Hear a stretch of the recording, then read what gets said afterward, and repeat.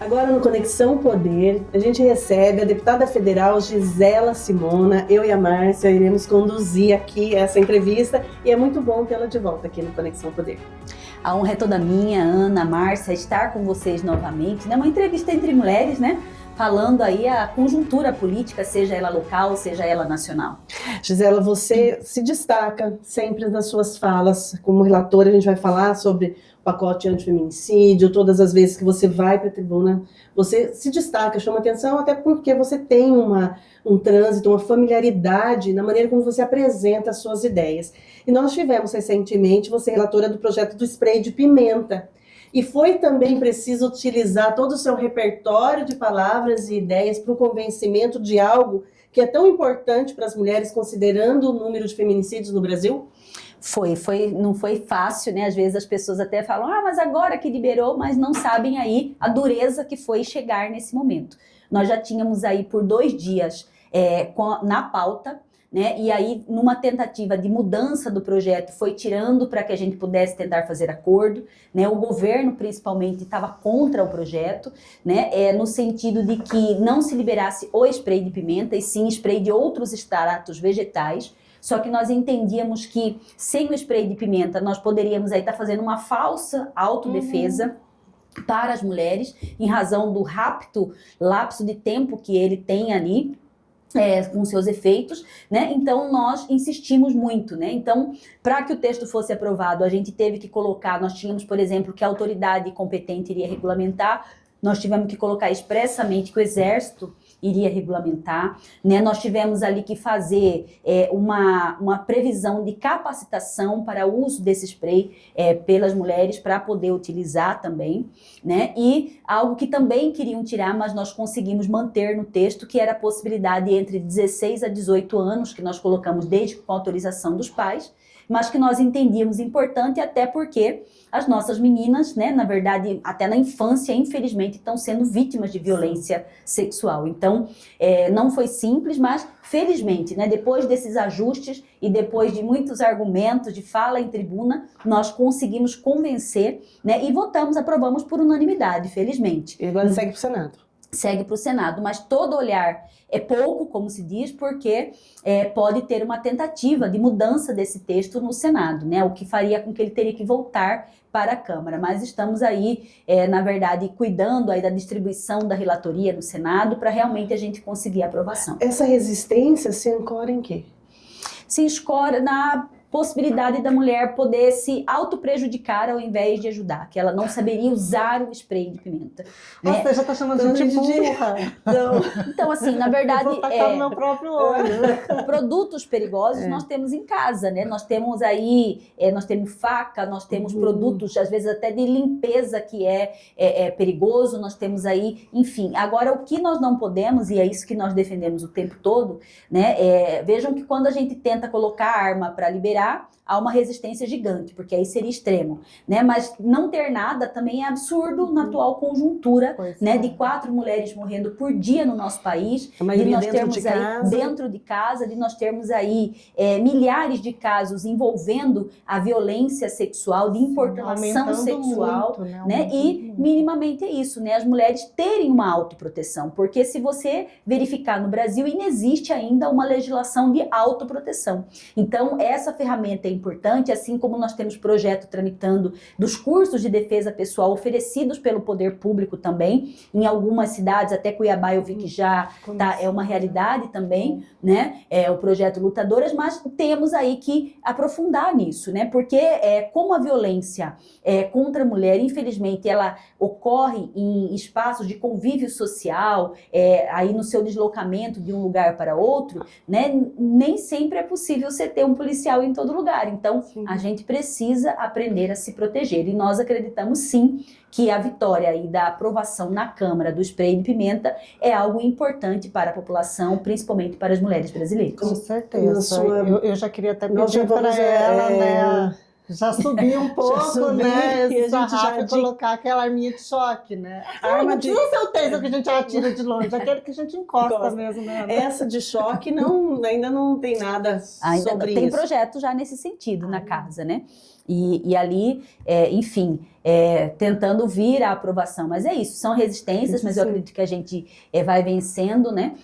Da mesma forma foi, né, quando a gente teve ali a questão do projeto, do pacote antifeminicídio. Que você foi relatora. Fui relatora também, então foi uma grande luta também, né? Porque quando você coloca, né, os homens principalmente, mas por que não para o homicídio? Por que não para outros crimes, para o latrocínio? Né? E de novo, ninguém está dizendo que os outros são menos importantes, mas o que está na nossa pauta, em razão dos números até assustadores que nós temos no Brasil, é a questão do feminicídio, né? Então, que lutem cada um pelos crimes que entendam que deva se tornar hediondo, que devam ter uma pena maior, né? Mas eu digo, a nossa luta aqui hoje é a questão das mulheres. E o seu olhar abrangente sobre o Estado, sobre as políticas públicas. O Estado tem se movimentado com gabinete, coordenação, Secretaria da Mulher. O Estado que eu digo, Estado de Mato Grosso e os municípios também. As redes se fortalecendo, Conselho Estadual da Mulher, Defensoria Pública, Delegacia. Na sua visão, Gisela, o que mais poderia ser feito para que a gente consiga mudar os números? Porque os números eles foram assustadores em 2025 e a movimentação está acontecendo. O que poderia, nessa sua visão ampla de Brasil, né, estando na Câmara, o Estado apontar para esse caminho, que tenhamos uma materialidade de resultado com mais rapidez? Então, primeiro que quando a gente fala em política pública, nós estamos falando de dinheiro, de orçamento, de planejamento. Então, ainda falta, ao meu ver, seja no plano nacional, no plano estadual e nos planos municipais, a gente ter um orçamento realmente de combate, de enfrentamento à violência no nosso país, no nosso estado. Porque essas políticas de forma transversal, né, que na saúde tem dinheiro para violência contra a mulher, e na segurança você não tem como medir muito, né? Para o parlamentar fiscalizar também fica mais difícil. É pulverizado. Pulverizado, e na prática a gente tem visto, por exemplo, no governo federal, além de ter sido previsto um valor pequeno, nem tudo foi gasto em cima da política pública para as mulheres. Então eu vejo que isso é necessário.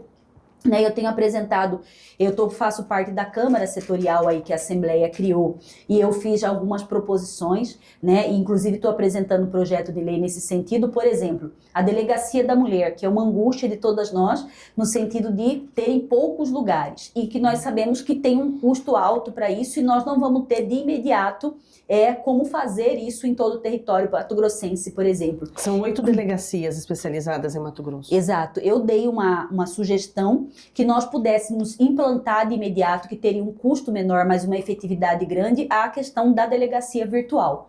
Né? Porque vejam que, assim como hoje na medicina, a gente tem lá, por exemplo, algumas especialidades que a gente é atendida virtualmente, por que não, né, pelo menos nesse primeiro momento, até se conseguir alcançar essa questão da delegacia física, a gente não tenha lá, né, uma sala de acolhimento. E aí, como a gente tem conversado muito com a Secretaria de Segurança, o Estado já está prevendo essa questão da sala Lilás nas unidades de polícia do Estado de Mato Grosso. Então eu digo, por que não equipá-la virtualmente? Porque tem a delegacia aqui, né, que nós estamos com uma expectativa de vir novos policiais para a delegacia aqui, e a pessoa coloca a mulher ali e ela tem esse atendimento especializado, esse acolhimento lá no interior, na cidade que ela está, né? Então, minimamente isso nós teríamos que já implantar de imediato para poder realmente ter esse acolhimento e ter um direito preservado.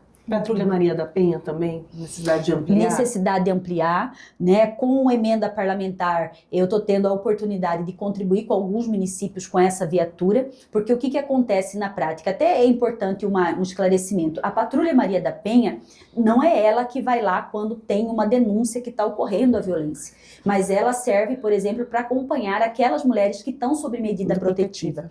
E eles precisam de um carro exclusivo, porque faz um agendamento.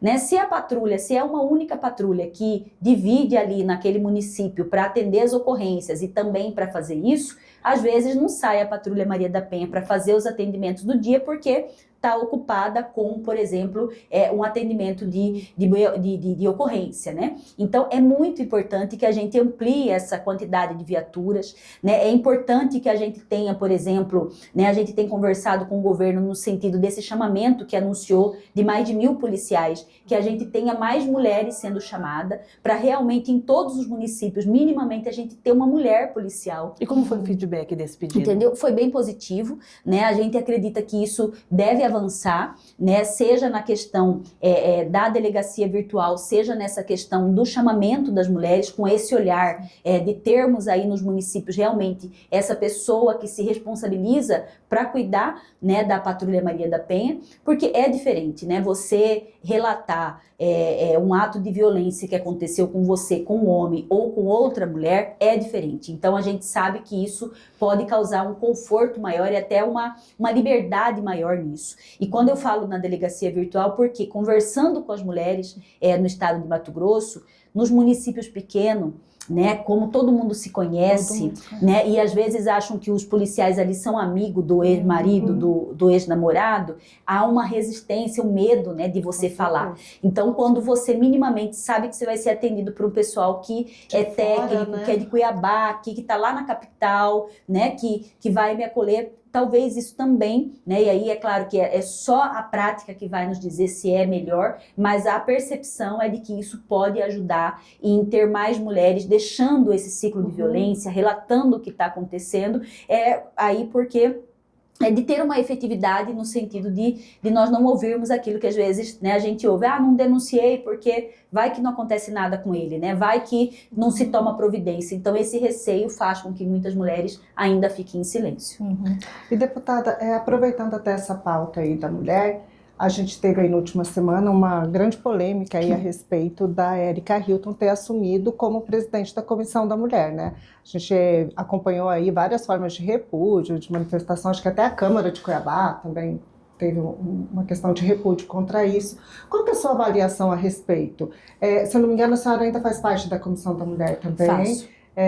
E ela te representa como mulher? Então, como presidente da Comissão da Mulher. Primeiro é importante assim fazer um registro que é algo que eu falo que todo esse fato serviu para alguma coisa, né? Quando eu falo para alguma coisa é porque não existia regimentalmente uma obrigação de que a Comissão da Mulher tivesse uma mulher como presidente. Tá? Então isso está sendo assinado agora em conjunto, né, por grande parte das parlamentares, no sentido que se torne isso uma cláusula do regimento da casa. Então, para entenderem essa divisão, ela acontece por partidos. Então as comissões, a sigla do partido recebe a comissão e é o partido internamente que decide quem vai. E esse nome é validado ou não por uma eleição. Então na eleição nós não tivemos como votar, por exemplo, contra, nós tínhamos como votar ou a favor ou em branco. Eu votei em branco. Né? Não tem como votar contra? Não tem como votar contra. É que o branco é a manifestação. É a manifestação de não ser contrário, né? Mas assim, não tem essa... porque às vezes a pessoa fala, você votou a favor ou contra, né? Então só esclarecendo. Aí fala assim, não, ela não votou. Aqui não votou, não tem não, então não votou. Mas tem o branco, né? Tanto que se vocês verem a lista de classificação, vai ter, um voto secreto, mas é um voto que vota quantos votaram na chapa e quantos votaram em branco. Né? Então, a única forma de protestar aquilo seria, na verdade, votando em branco. Porque cada partido, digamos, interessado, colocou sua candidata, digamos assim. Não, só o PSOL. Só o PSOL. Mas por que só o PSOL? Não teve outros interessados? Não, porque não teve interessado, é que na distribuição das comissões da Câmara, a Comissão da Mulher, nesse ano de 2026, é responsabilidade do PSOL. Por exemplo, hoje, a CCJ, hoje ela está na mão do União Brasil. Quem escolheu o presidente é a União Brasil. Né? A Comissão de Segurança está na mão do PL. O PL é que escolheu o seu representante. E assim sucessivamente em todas as comissões. Você votou em branco por quê, deputada? Eu votei em branco pela seguinte situação. Assim, primeiro, entendi a posição do partido num contexto de que eles tinham a liberdade para indicar qualquer pessoa, né? Mas é isso, assim, nós como temos essa pauta da defesa da mulher, né? Sempre a gente quer, na verdade, tem alguns pontos que há conflito, né? Eu vou dar um exemplo assim que talvez seja o mais tranquilo de todos, que seja no esporte. Vamos dar um exemplo, né? No esporte a questão da força física, né? Entre mulheres trans e as mulheres, né, que nem querem que chame mulher em cis, mas é como está sendo chamado, né? Então, em alguns momentos, essa pauta tem um conflito, né? Então, diante disso, né, como a gente entende que há realmente uma diferença de força física e que isso poderia mudar, isso acontece. Então, foi dentro desse contexto a votação por ter algumas pautas que podem gerar não caso, um não conflito. casam, né?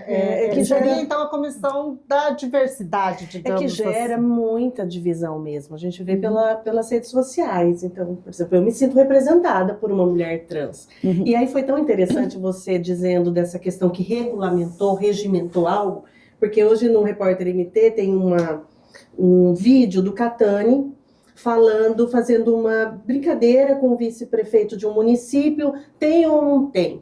E aí foi interessante que um leitor escreveu ali, uai, mas o Catani não é presidente da Comissão de Defesa dos Direitos das Mulheres na Assembleia? Ainda brincou, tem ou não tem?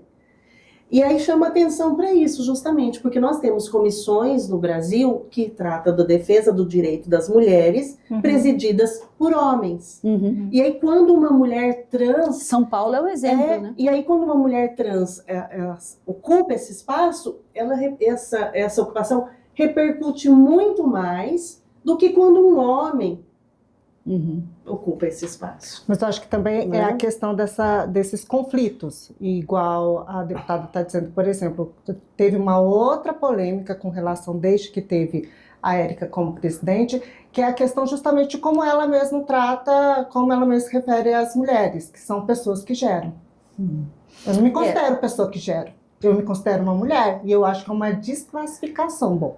Vai muito Né? campo das ideias, Na né, verdade, onde se vê representada. eu penso que independentemente de tudo que aconteceu ou está acontecendo, né, porque existem alguns abaixo-assinados, Mas não não sei muda, se a casa né? Não vai muda a situação, ou é possível regimentalmente não tem. Não tem como voltar regimentalmente atrás não e tem. mudar essa Aí comissão. tem que não chegar a um tem. entendimento nas pautas, o que não vai exato. chegar nunca, que vai ser. Aí A vai Câmara ser é um sempre quebra-pau, exatamente, Vai sempre a um voto. diversidade do Agora, o que pensamento. é muito ruim foi a resposta, né? Da Érica Hilton. Eu entendo que, na verdade, você acaba, quando você se põe num espaço como esse, né, e que gera polêmica, você acaba também sendo vítima de muitas ofensas ou algo nesse sentido, mas no momento em que, inclusive a gente já sabe que, salvo me engano, o Partido Missão, que é novo aí no Brasil, parece que entrou com uma representação, um pedido de cassação, né, da Érica, porque quando ela responde aos ataques, né, ela coloca que, na verdade, ela não concorda com o esgoto, né, considerando que todas as mulheres do centro e da direita e da extrema direita que votaram, na verdade, em branco, que seriam tipo o esgoto do Brasil. Então, não concilia, né? Não então tá isso do ponto de né? vista ético, né, é muito ruim e é inaceitável. O tensionamento ele só vai escalando. Exatamente, e é muito ruim. Aí a gente aí foge da nossa pauta Foge principal, da né, que é isso que eu pauta. lamento Sim, muito, exatamente. porque, na verdade, nós tínhamos que centrar a força numa pauta Sim. de defesa da mulher, que é fundamental para o nosso país, e nós estamos aí desviando o foco, Desvio o foco, né, para exatamente. uma pauta que, de novo, regimentalmente não vai ter como mudar, né, e Exatamente. que gera só aumento da polarização e da polêmica. E justamente esse discurso ele tem impactado muito, né?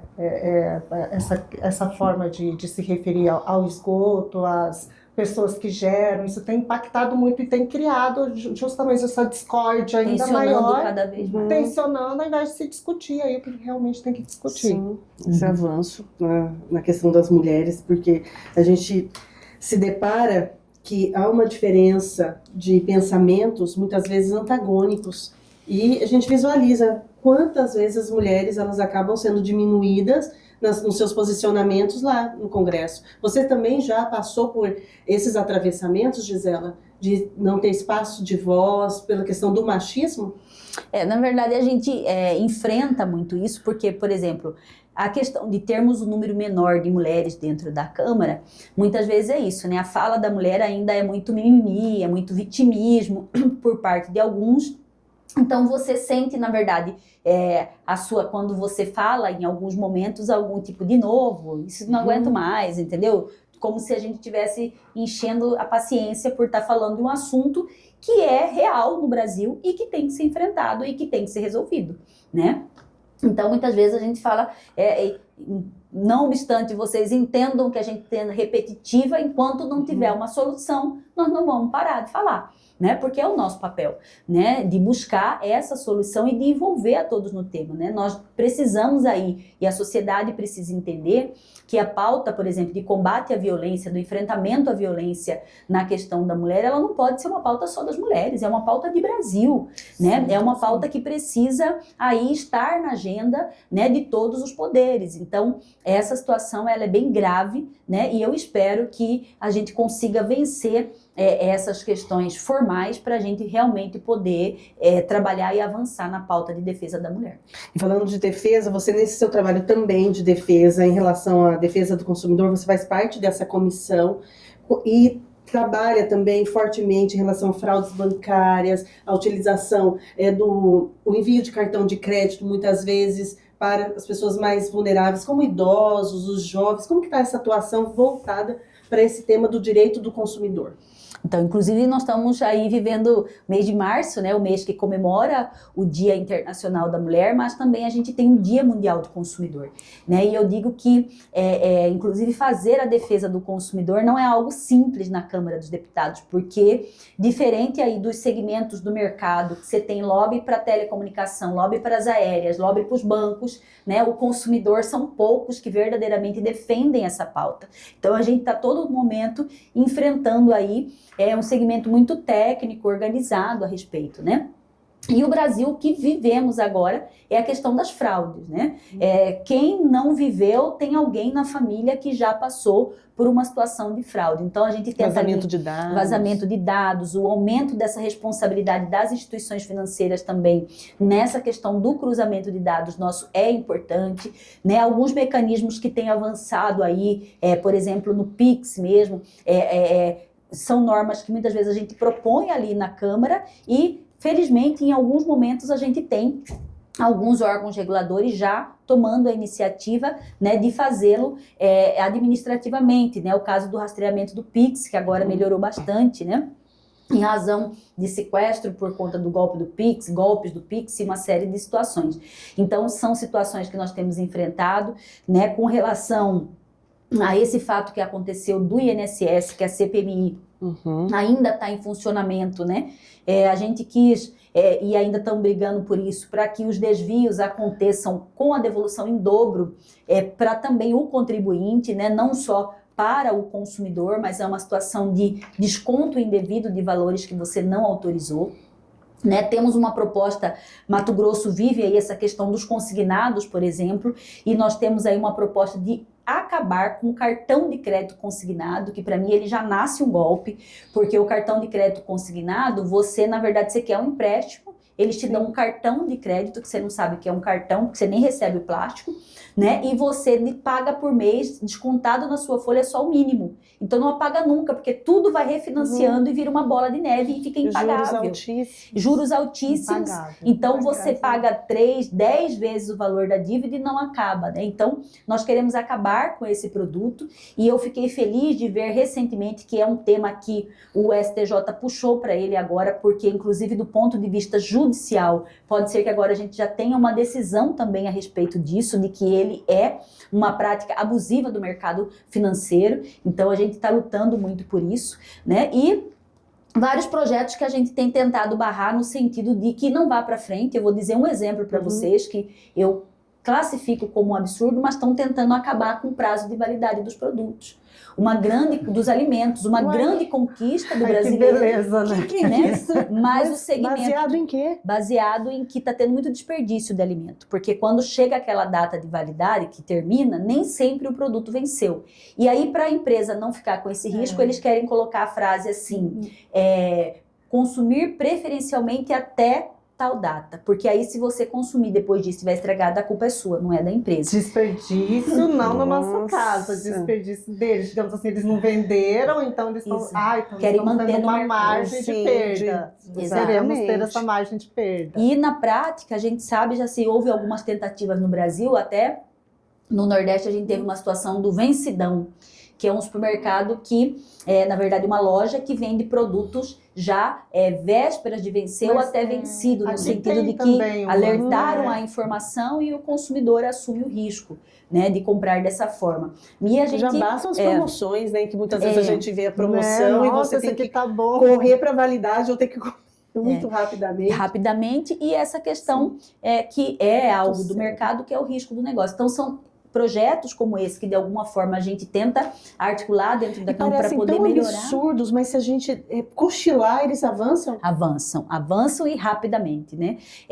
Então, por exemplo, tem um outro projeto, por ser aí até servidora do PROCON, hoje licenciada, um projeto, por exemplo, que de alguma forma tenta praticamente acabar com as multas dos PROCONs, né, de todo o país, que ele, num regime de urgência votado, já está pronto para plenário, sem passar pela discussão, inclusive da Comissão de Defesa do Consumidor. Então, a gente conseguiu hoje estar conversando com esse projeto, na Frente Parlamentar do Comércio, da indústria, tentando melhorar esse projeto para ele não chegar para votação em plenário, porque às vezes é desatento, né? Vocês já viram uma votação da Câmara, às vezes é aquela situação... Quem vota sim, quem vota não, permaneça como está. Já está lá. Então, é muito arriscado ir um projeto para plenário sem passar pelas comissões, né? Que é um risco muito alto. Então, é por isso que a gente tem esse olhar e vai barrando aquilo que eventualmente pode prejudicar o consumidor minimamente nesse campo, né?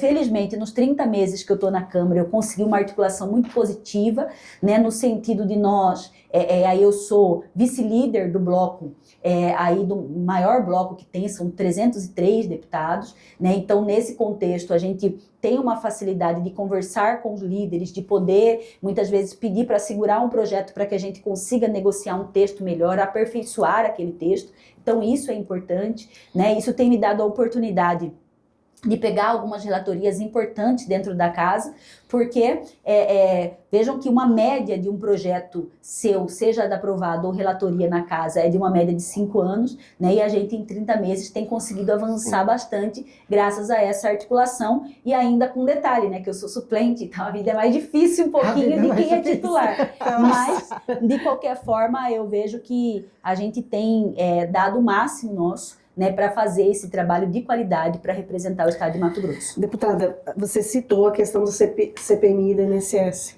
E a gente aqui, como jornalista em Cuiabá, em Mato Grosso, a gente vê esse assunto com muita força e também ganhando muita força o Banco Master, Sim. que tem entrelaçamento com esse assunto. Como que você avalia a questão do Banco Master nas discussões, seja no Congresso, e como isso vai repercutindo nas mídias, e quando você chega aqui em Mato Grosso, faz suas visitas, como você identifica a força desse assunto que vai reverberar no Brasil como um todo e está reverberando em todos os grupos, direita, centro e esquerda. Sim, eu assinei a CPMI do Banco Master, né, porque eu vejo que aí nós estamos diante talvez de uma das maiores fraudes financeiras que o país já enfrentou, né? E acredito que a Câmara dos Deputados e o próprio Senado perde muito quando não instaura, seja CPI, seja CPMI do Banco Master, para fazer com que haja uma investigação paralela aí ao judiciário, porque como a gente já viu na imprensa de maneira geral, pode ter envolvimentos do próprio judiciário nessa situação. Então, acredito que uma investigação paralela faria com que nós tivéssemos algo mais rico, né, e mais próximo da verdade nessa investigação. Então, vejam que a CPMI do INSS, que em tese ela pega uma parte, né, do que aconteceu com o Banco Master, porque nós estamos falando dos fundos de previdência que na verdade ficaram todos no prejuízo, né, com essa questão do Banco Master. Então, vejam que ali, né, o que já se conseguiu ler, né, das mensagens do celular do Varcário e tudo mais, ela mostra um comprometimento, inclusive de várias autoridades aí, seja do executivo, do judiciário, do legislativo, e que precisam vir à tona, né, e uma preocupação grande, né, porque agora no final de março encerra o prazo da CPMI do INSS, e nós já assinamos a prorrogação para que aconteça, e até agora nós não tivemos nenhuma resposta. Então, a pressão da sociedade é muito importante. Eu digo que os parlamentares ali A casa, em muitos momentos, gira em torno dessa pressão popular, que acontece muito, ora pelas redes sociais, ora pelas manifestações, mas esse é um assunto que precisava, sim, desse empenho da população também em exigir, seja a prorrogação da CPMI do INSS, porque nós estamos conseguindo chegar, né, em quem ficou com esse dinheiro, porque você que é aposentado, que é pensionista, o governo federal, ele abriu a possibilidade de você receber seu dinheiro de volta, só que esse dinheiro está saindo do próprio bolso seu, nosso, né? E nós queremos que ele seja, na verdade, resgatado daqueles que roubaram a nossa previdência. Então é por isso que é preciso chegar aos responsáveis para que a gente resgate esse dinheiro. Essas mansões, essa quantidade de veículos que foram comprados e aí com dinheiro ilícito, isso tem que voltar para o erário público, né? Então é nesse contexto que a gente está querendo que se prorroga a CPMI do INSS, que instaura aí a CPMI do Banco Master. Você tem percebido uma operação abafa, digamos assim, ali em Brasília, em torno dessa questão da CPMI do Banco Master? Do Banco Master, sim, né? Porque é isso, né? Nós iniciamos esse ano legislativo com tudo assinado já e até agora nós não temos a instauração, né? Então há um clamor por parte da sociedade, há um clamor por parte dos parlamentares,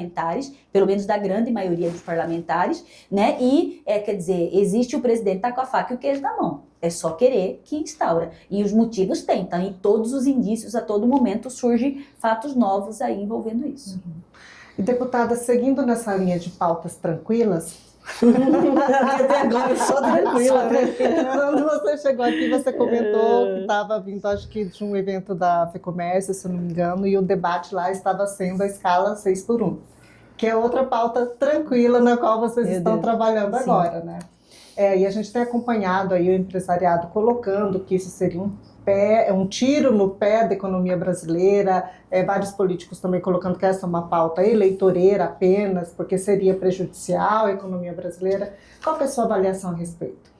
Então, na verdade, é uma pauta que realmente tem um apelo social muito forte, porque quando você conversa com o trabalhador, a gente percebe sim que há uma exaustão no trabalho. Então, é inegável isso e que precisa fazer uma análise, uma reflexão sobre esse ponto. Por outro lado, eu acredito que o que chocou o Brasil foi a proposta que foi feita, porque ela acaba sendo muito ruim quando você sai de uma escala que é 6x1 e você vai para uma que é 4x3. Né? Então o Brasil não está preparado para isso do ponto de vista econômico, né? Tanto que o próprio governo, na verdade, ele já mudou o discurso, né? Ele já não fala mais da escala da jornada 36 horas e a escala 4x3, mas o governo, nós tivemos na última semana na Comissão de Constituição e Justiça, o ministro do Trabalho, né, o Marinho, ele esteve lá e disse que a proposta do governo é uma jornada de 40 horas semanais e de 5x2. Né? Então já mudou mais razoável, mais razoável, né? Ainda de novo, nem é o que o trabalhador quer muitas vezes e nem o que a indústria, o comércio querem. Mas eu acredito que nós precisamos discutir o assunto. Ele está na mesa, tem que se discutir, né? O que ali na CCJ a gente tem feito é que a gente também não vai, por ser um ano eleitoreiro, votar isso sem ter a real noção de todos os impactos que tem, né? E a gente está ouvindo pessoas. Então nós tivemos na semana passada o ministro do Trabalho, que foi colocar a versão sobre isso, e nessa semana nós já vamos ter aí os segmentos da indústria, do comércio, né, também em audiências públicas, dizendo do impacto disso na economia, como nós teremos a oitiva dos trabalhadores, né, por meio dos seus sindicatos, das associações que representam. E algo que também a gente tem chamado a atenção muitas vezes se fala do impacto no privado, né, que são para a indústria e para o comércio, mas tem um impacto na vida pública também, porque nós temos polícia que trabalha em escala diferente, nós temos quem atende na saúde trabalhando diferente, né? Sim. Então não é só aquele serviço administrativo que é de segunda a sexta e que caberia dentro do 5x2, mas nós temos vários outros serviços que dependem dessas horas a mais, né? Então, isso é importante que seja feito. Então, eu sou a favor de que a gente tenha uma discussão ampla sobre esse assunto. Eu acredito que a gente ainda não chegou na melhor proposta para atender a ambos os interesses, mas vamos caminhar para isso. Algo entre prudência e também flexibilidade, considerando a diversidade de serviços que temos? Exatamente, dentro desse contexto. Eu acredito que quando você tenta engessar muito o assunto, e é o que eu falava com o segmento do comércio, de que nós temos que avaliar uma das coisas se é na Constituição que nós precisamos tratar isso, porque a mudança de uma Constituição, ela exige uma regra muito mais burocrática, a gente está engessando isso. Nós poderíamos estar tratando desse assunto por uma lei ordinária em que seria mais fácil de ter uma eventual alteração, caso não dê certo, né? E acredito que tudo que vai ser feito, ela precisa não ser, tem que ser algo que também haja um prazo para isso, né? Nós não podemos da noite para o dia mudar tudo isso, mas ter um prazo para poder adaptar. E eu que tenho uma pauta de defesa do consumidor, Sim. eu me preocupo muito com o preço final dos produtos, porque no final das contas, quando você vê que vai ter o aumento do custo da hora trabalhada, né, em que você tem uma situação de você ter o trabalhador, de alguma forma, tendo que ir para a informalidade, nós vimos aqui quanto de PJ, né, aumentou no nosso país quando mudou a legislação trabalhista. Então, muita gente foi para a informalidade, muita gente teve que criar o próprio CNPJ, a própria empresa, para poder trabalhar em alguns lugares, e pode acontecer isso também. Pode ser um tiro no pé nesse contexto. Então, aumentar a informalidade, você aumentar pessoas que vão ter que arcar com os próprios direitos para poder estar no mercado de trabalho. Então, isso tudo a gente tem que pensar. E no preço final, porque não existe almoço grátis. Então, se o empregador tiver que pagar mais caro para o pessoal trabalhar, isso vai estar lá no preço do gás de cozinha, no preço dos alimentos, em tudo mais. Então, a gente tem que fazer algo, como eu disse, algo que é bom para o trabalhador. Nós sabemos da exaustão e precisamos achar um caminho, mas a gente também precisa preocupar com o impacto que isso causa na economia e achar uma medida alternativa. E aí até impostos, né? Porque se aumenta também para o governo como um todo, né? Governo estadual, municipal, federal como um todo, ele impacta no imposto. Vai sair de onde? Vai sair de algum lugar. Exatamente, vai sair de algum lugar. Falar de política um pouquinho? Vamos. Pré-candidata, deputada? Sim, estou pré-candidata aí a deputada federal. Quero muito poder ter o meu mandato, né? E poder lutar muito pelo nosso estado de Mato Grosso, né? Eu acredito que há uma conjuntura no país ainda muita de polarização, né? Mas eu acredito que o tempo que a gente teve também no parlamento mostrou um pouco dessa nossa busca por resultado dentro de um mandato. Então, com essas características, eu acredito que a gente vem para o enfrentamento de uma campanha que não é fácil para ninguém, mas que é importante para a democracia, dar mais opções para as pessoas. E foi possível, porque você teve a questão da presença muito evidenciada mesmo nos trabalhos do Congresso, né, na Câmara. Visitar Mato Grosso, ir para outros municípios, porque nós temos um estado imenso. De regiões, né, distantes. Eu aproveitei muito isso para andar Mato Grosso. Eu falo até, a gente cria nas redes sociais o Gisela na Estrada, né? Então aí andamos mais de 9.000 quilômetros dentro do estado nesses 30 meses, né? Cheguei aí a mais de 70 municípios do nosso estado, né? Fazendo esse corpo a corpo, porque eu acredito muito nessa política, né? Quando a gente chega hoje para conversar, por exemplo, sobre essa questão das mulheres, que é uma das pautas que eu tenho forte, a gente conversou com mulheres que foram atendidas pelo estado, que passaram por medidas protetivas, né? Com famílias que tiveram aí muitas vezes alguém da família violentada por feminicídio, né? Então a gente tem apresentado projetos de lei, inclusive, que é fruto muito desse diálogo, dessa conversa, né? E eu acho que isso faz total diferença, porque quando a gente sobe na tribuna e muitas vezes a gente até fala com ênfase no determinado assunto, é porque a gente viu na pele aquela experiência e a gente está falando algo que é real, né? Que a gente está criando na nossa cabeça só para fazer um projeto de lei. Então isso ajuda muito no mandato. Tempos atrás, você se posicionou ao lado da prefeita de Aripuanã, Celuir, em relação à violência que ela sofreu, ataques considerados pessoais, misóginos, de um vereador, ambos do União Brasil. Como se deslocar nesse ambiente, um vereador com falas violentas acerca do fato dela ser mulher e uma prefeita? Como foi? Então, inclusive, na verdade, é o segundo vereador do União Brasil que eu peço a cassação, até porque eu sou presidente do União Brasil Mulher no estado de Mato Grosso e acredito que a gente tem que dar o exemplo dentro de casa, né? Nós não podemos permitir, né, com que falas que sejam misóginas, que sejam desrespeitosas aconteça. Muitas vezes alguns vereadores até vieram, então a gente não pode criticar a vereadora porque é mulher, a prefeita porque é mulher. Eu falei, não, você deve criticar, mas você deve criticar o trabalho que está sendo feito ou deixando de ser feito. Jamais a pessoa, a vida pessoal, porque o que tem de erro hoje e que acaba caracterizando a violência de gênero é exatamente essa fala utilizando a vida pessoal. Não importa para quem, na verdade, está com asfalto ou sem asfalto, se ela tem caso com A ou com B. Não importa se o filho dela, biológico, é dela ou não, entendeu? Então, são pautas que você coloca num sentido de você, na verdade, colocar de forma pejorativa a condição de mulher. E nós não podemos admitir isso. Então, na medida que a gente aumenta a participação das mulheres na política, nós precisamos aí levar sim ao pé da letra isso, porque inclusive esse tipo de violência, infelizmente, tem desmotivado muitas mulheres a querer participar das eleições, dispor, porque é a sua vida que fica exposta, né? Então, quando você vai criticar um gestor que é homem, por exemplo, você só fala da unidade da saúde que está sendo mal atendida, mas você não fala da vida pessoal, se ele tem amante, se ele tem filho fora do casamento, você não fala nada disso. Agora, quando é mulher, não, aí você quer falar que tem amante, que tem filho fora do casamento, mentiras, né? criam mentiras, né? Então, seja lá em projetos de lei que de alguma forma a gente aumente essa proteção, porque nós estamos preocupados aí com deepfake, né? Nós estamos preocupados com o uso da inteligência artificial para, infelizmente, maximizar esse tipo de violência.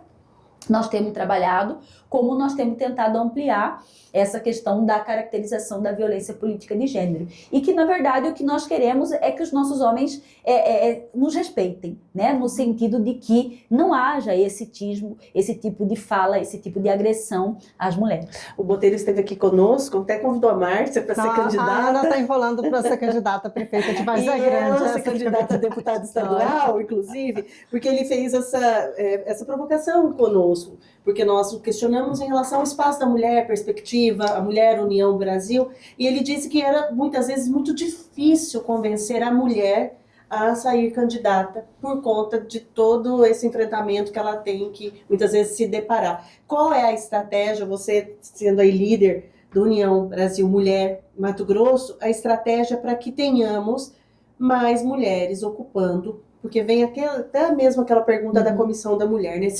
Queremos mulheres ocupando espaços para que falem sobre nós, das nossas dores, nós temos que oportunizar a participação e também a eleição. Quando a gente olha para a Assembleia Legislativa, nós temos uma deputada. Qual é a estratégia do União para ampliar?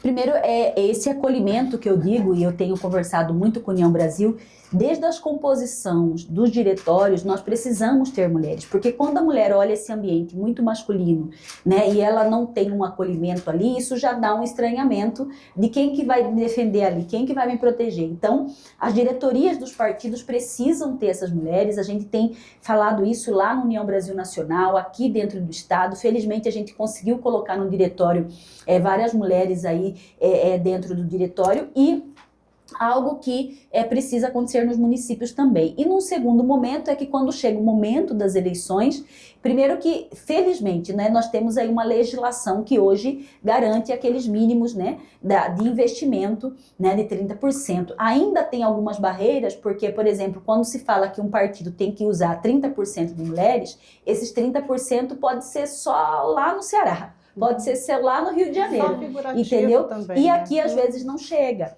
né? Então, ainda há uma luta para que esses 30% sejam em todos os lugares que estão com chapa aberta concorrendo, porque aí você não teria como ter... Não é muito né? genérico, é amplo para o Brasil como um todo. Por que às vezes uma mulher fala assim, mas eu não recebi nada, e em tese não acontece nada com o partido? É porque ele, em algum outro lugar, ele entregou esses 30%.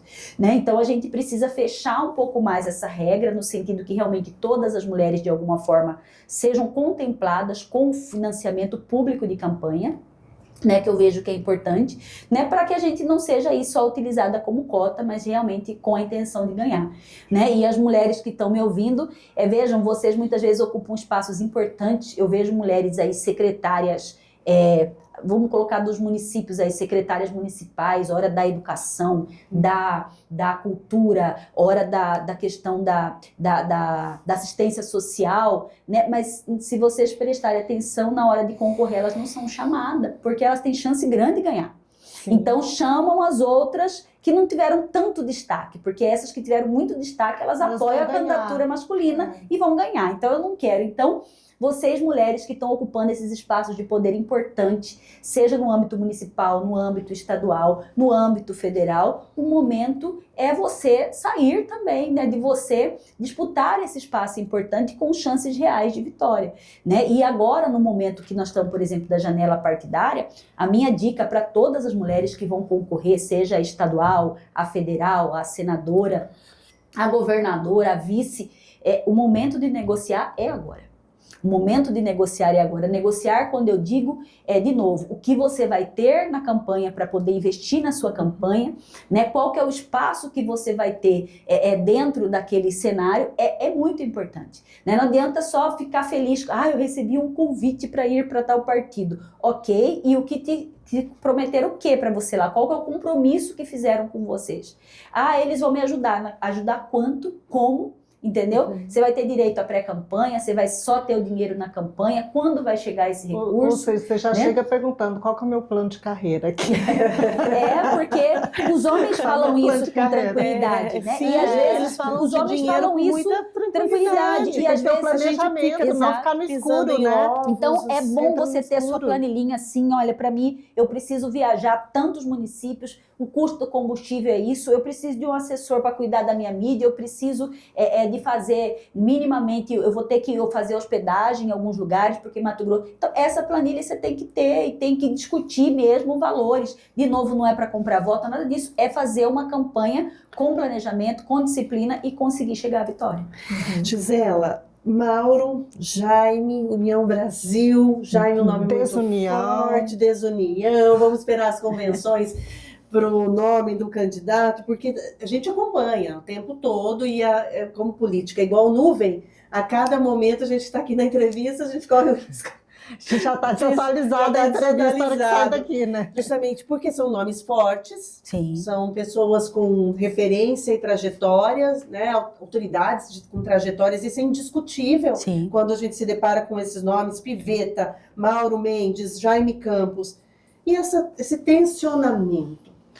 Só completando a pergunta da Ana, o Jaime está forçando a barra ou não está? Ou tem espaço para ele? Que o Mauro já deixou até claro, você quer? Então tá, então vamos disputar no voto lá, se você vai ser candidato. Uhum. Então, na verdade, assim, primeiro é interessante falar. Água? Quer mais água? Que vocês estão sendo só pergunta tão leve, assim. Mas, de qualquer forma, o que eu vejo, assim, primeiro que essa problemática, ela é interessante porque ela acontece justamente porque a gente tem muitas lideranças e boas lideranças, né? E acaba tendo essa discussão, né? Quando você tem mais de uma opção, então isso acaba virando, às vezes, polêmica.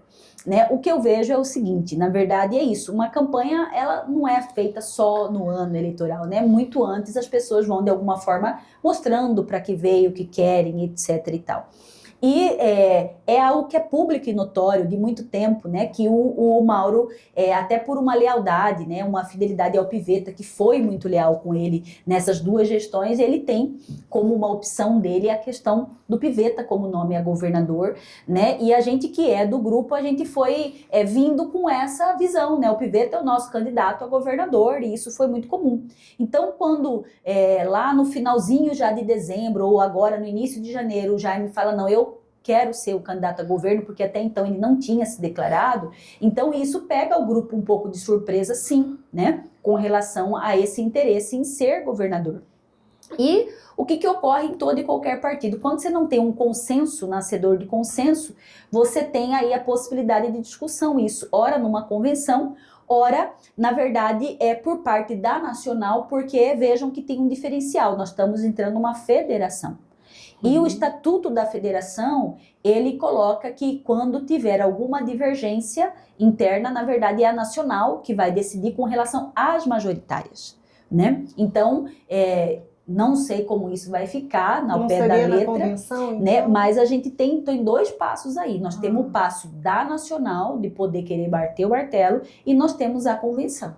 Tá? Então, são os 2 fatores aí que podem, né, decidir aí o futuro de apoio do União Brasil. Quem que está costurando por onde agora? Entendeu? Quem que está costurando para o nacional e quem que está costurando para a convenção? Então, tudo isso é possível, né? Mas assim, de novo, é muito difícil emitir opinião, como vocês falaram. Na verdade, é uma decisão partidária, o grupo, é claro que individualmente a gente tem o nosso apoio, mas enquanto união, aí vai ter que ser decidido na instância competente. Esse negócio de unir união ainda. Sim, união, até um trocadilho. Unir união. Você acredita que teremos renovação nos quadros de Assembleia Legislativa, na Câmara dos Deputados, uma visão geral mesmo, diante desse Brasil que hoje muitas vezes caminha para a radicalização? Como você avalia esse movimento do eleitor e o que seria importante para o eleitor observar diante da escolha do seu candidato, daquele que te representa?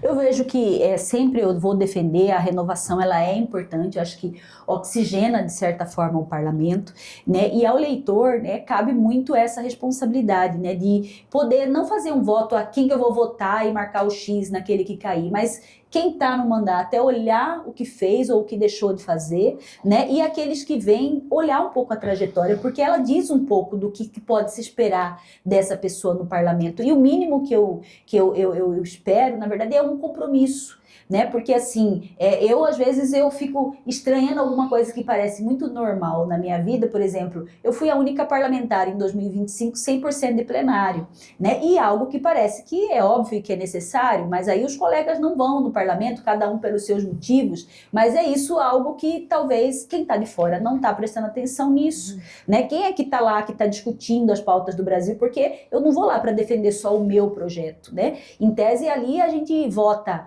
de área tributária, na área da saúde, na área do consumidor, da mulher, da segurança pública, e tudo isso eu tenho responsabilidade, né? Então, é muito importante esse acompanhamento diário, né? A dos relatoria votos, é muito as relatorias, importante. sem ela, sem essa articulação, não sai um projeto, né? Então, isso é muito importante. Então, é necessário esse olhar. Se a gente quer um Brasil melhor, ele passa pela responsabilidade de cada um que vai lá e faz o seu voto. Teremos eleições presidenciais radicalizadas?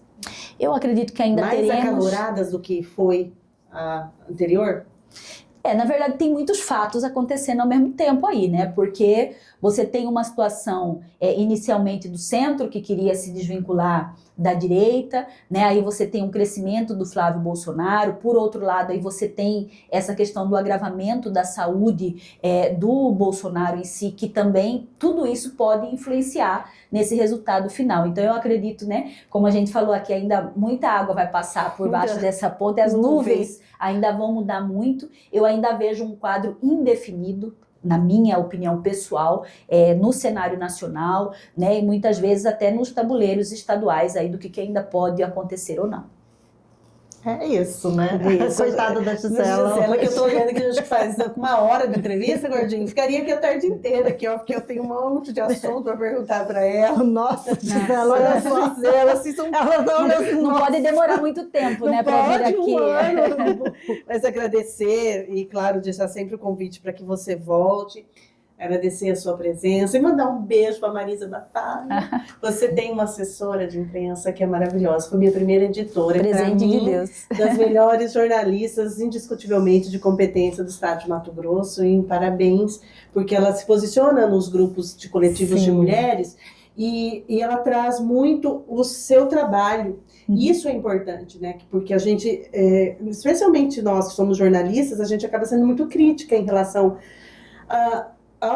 às autoridades, aos parlamentares, que de fato está fazendo, que está repercutindo na vida do cidadão comum, não só na capital, mas também no interior mato-grossense. Então, muito obrigada pela presença e fica o convite para mais momentos aqui no Conexão Poder. E fica o espaço aberto, Gisela, para as suas considerações finais, caso tenha alguma coisa aí, algum assunto importante que a gente não tenha colocado em pauta hoje. Na verdade, eu quero agradecer, né, também mandar um abraço para Marisa Batalha, essa mulher excepcional, né, que eu amo muito aí, tem sido uma parceira de todas as horas, né, e uma jornalista muito competente aí em todo o estado de Mato Grosso. E dizer a você, a Márcia, a Ana, né, que a gente tá lá na luta, vamos assim, a gente sempre gosta de reafirmar o nosso compromisso, né, com o consumidor de Mato Grosso, com as mulheres de Mato Grosso. São pautas que a gente realmente trabalha aí com o que nós temos de técnico, o nosso coração, porque é a nossa vida, né, e a gente acredita que precisa sim de mais parlamentares cada vez mais comprometidos com a população. A gente sente falta disso em alguns momentos, né, e é por isso que a gente tenta, dentro do nosso espaço, fazer o que é possível fazer de melhor. Deixar aí nosso Instagram, Gisela Simona Oficial, para quem quiser acompanhar e saber um pouco mais do nosso trabalho. Gisela Simona, nossa entrevistada de hoje no Conexão Poder. E agora o assunto continua depois que as câmeras são desligadas, mais uma hora de bastidor. Obrigada, até o próximo episódio.